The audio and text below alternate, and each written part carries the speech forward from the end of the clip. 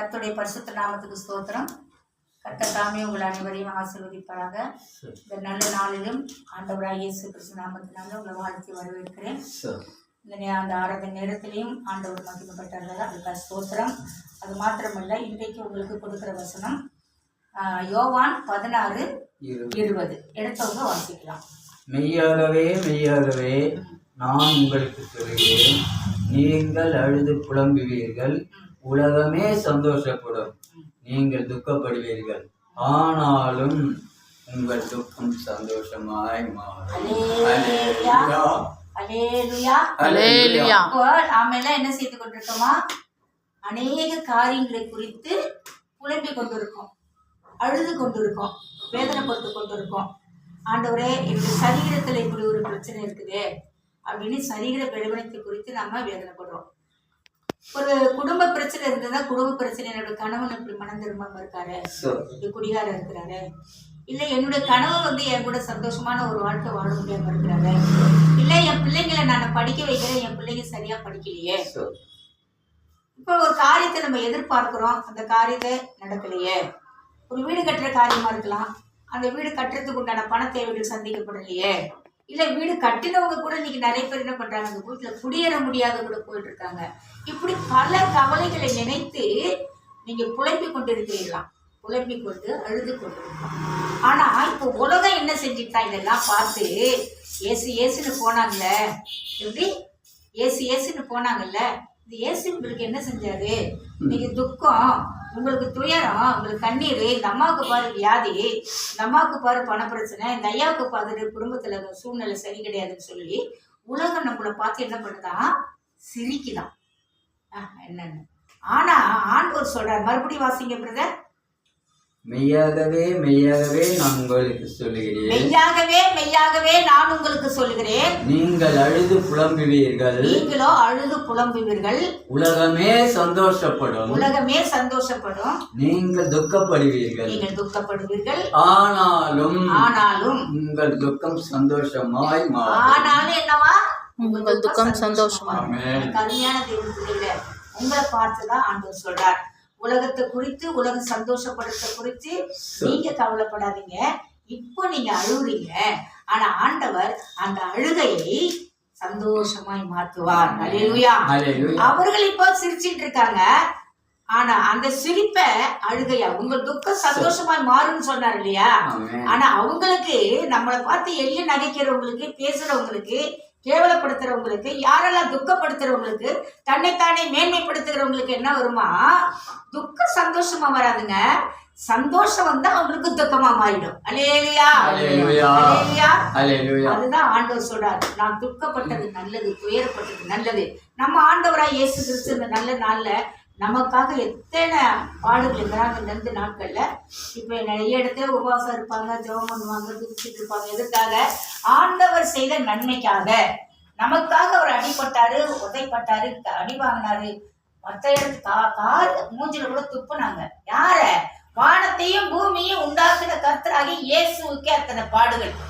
கடைசி என்ன பண்ணாங்க? அடிச்சு கொலை பண்ணி சத்தம் போட்டு சிலுவையில அரைஞ்சி உயிர் போச்சு.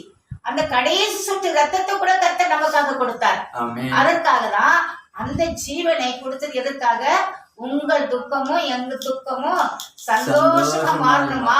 உன் துக்கத்தை நான் சிலுவையில சுமந்துட்டேன், என் மாமிசத்துல சுமந்துட்டேன், என் ரத்தத்தையே உனக்கு கொடுத்துருக்கேன், இனியா நீ பயப்படுற? உனக்கு துக்கம் இல்ல, துயரம் இல்ல, சந்தோஷமா இருங்கன்னு சொல்லிதான் ஆண்டவர் சொல்றாரு. அவர்களோ சிரித்து கொண்டு கும்மாளம் போடுவாங்களாம். ஆனா ஆண்டவராகிய இயேசு நம்ம துக்கத்தை சந்தோஷமாய் மாற்றுவார். அருமையான தேவ பிள்ளைகளே, உங்களை பார்த்துதான் ஆண்டவர் சொல்றாரு, எதற்கும் பயப்படாதீங்க. ஆண்டவராகிய இயேசுவை நீ நம்பிட்டியா, விசுவாசிக்கிறியா, துக்கம் சந்தோஷமாய் மாறும். அல்லேலூயா. அதே நேரத்தில் சங்கீதம் 20:4 எடுங்க. சங்கீத புஸ்தகம் 20:4. சங்கீதம் 20:4.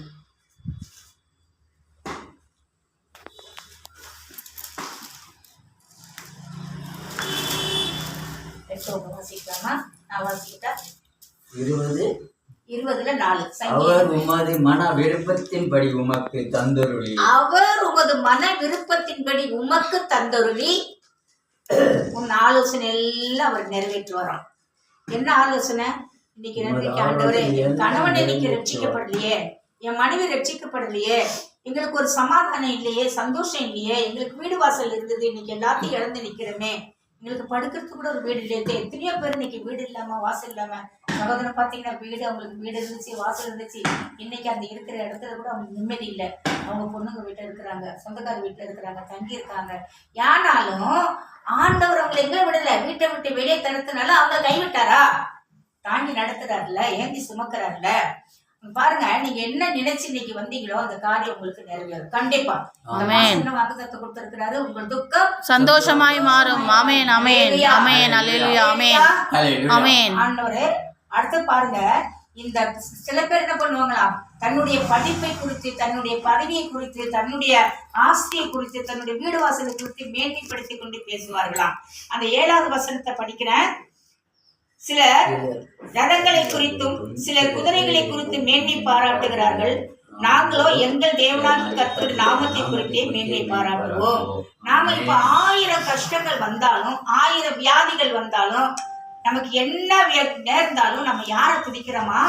ஆண்டவராகிய இயேசுவை துதிக்கிறதுனால அவர் நம்ம விருப்பத்தை எல்லாம் நிறைவேற்ற கர்த்தர் வல்லவரா இருக்கிறார். அல்லேலூயா அல்லேலூயா.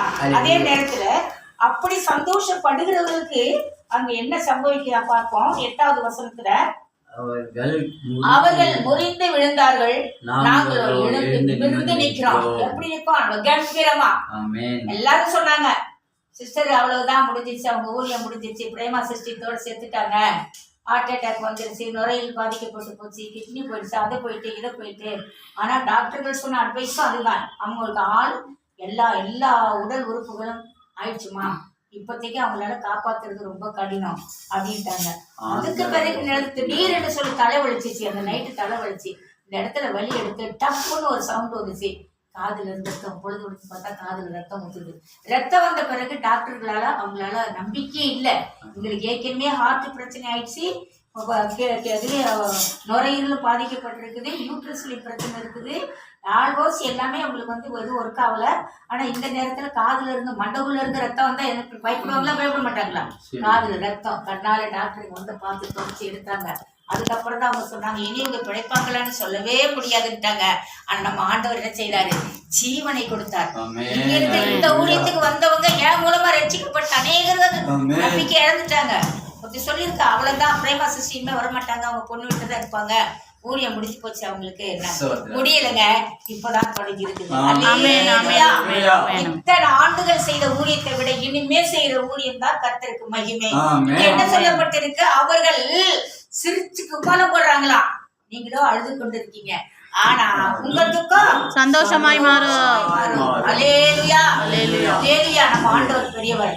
ஆனா அவர்களோ முறிந்து விழுந்து போயிட்டாங்க, முறிச்சிட்டாங்க, தன் பெருமை தன் ஆடம்பரத்தை விட்டு ஓடி போயிட்டாங்க. நம்ம ஆண்டவர் நம்மளை எழுந்து நிமிர்ந்து நிற்க சொல்றான். சொன்ன, ஆண்டவரே உமக்கு சித்தமான ஆண்டவரை, நீ ஜீவனை கொடுத்தா மறுபடியும் எனக்கு உண்மையுள்ள சாட்சிகளை எழுப்பி கொடுக்கணும், பழையவெல்லாம் ஒழிக்கணும், புதியவை அது பிறந்தன்னு சொன்னீங்க ஆண்டவரே. நீங்க புதிய ஆத்துமாக்கள் தான் கொடுக்குறாரு ஆண்டவர். அல்லேலூயா அல்லேலூயா. பழசெல்லாம் ஓடி போச்சு, திக்கு தேசம் தெரியாம ஓடிடுச்சு. ஆனா ஒரு நாள் இப்போ நம்ம வெண்மதி ஜெபிச்ச மாதிரி மறுபடியும் எங்க ஆட்கள் என்ன வர போறாங்க? இங்க நடக்கிற அற்புதங்களை பார்த்துட்டு, அதிசயங்களை பார்த்துட்டு, சாட்சிகளை பார்த்துட்டு அவங்க என்ன பண்ண போறாங்களா? ஐயோ, நம்ம இப்படிப்பட்ட ஆலயத்தை விட்டுட்டு இப்படிப்பட்ட ஊழியத்தை விட்டு போயிட்டு திரும்பி வருவாங்களா? அல்லேலூயா. அதே கடைசி வசனம், கர்த்தாவே ரட்சியும், நாங்கள் கூப்பிடுகிற நாளிலே ராஜா எங்களுக்கு செவி கொடுப்பாராங்க. நம்ம ராஜா, செவி கொடுக்கிற ராஜா. அல்லேலூயா. இயேசு ராஜா வந்திருக்கிறார், எல்லோரும் கொண்டாடுவோம், கைதட்டி நாம் பாடுவோம். நம்ம இயேசு ராஜா வந்திருக்கிறார், எல்லோரும் கொண்டாடுவோம், கைதட்டி நாம் பாடுவோம். கொண்டாடுவோம், அவனை மறந்து நாம் பாடுவோம். கொண்டாடுவோம் கொண்டாடுவோம், கவலைகள் மறந்தே நாம் பாடுவோம். இயேசு ராஜா வந்திருக்கிறார், எல்லோரும் கொண்டாடுவோம், கைதட்டி நாம் பாடுவோம். அல்லேலூயா.